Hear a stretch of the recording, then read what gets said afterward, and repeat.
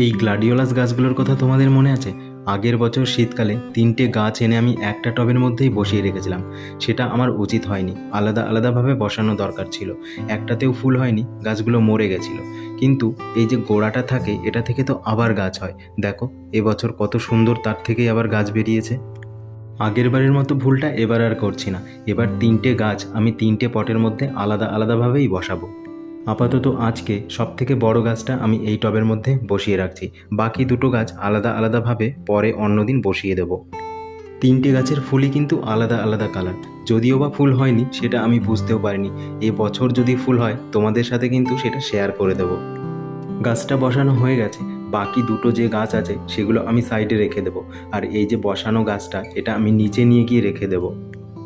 তো চলো বন্ধুরা, আজকের মতো ভিডিওটা এ পর্যন্তই শেষ করছি। দেখা হচ্ছে খুব তাড়াতাড়ি নতুন আরেকটি ভিডিওতে। ধন্যবাদ বন্ধুরা।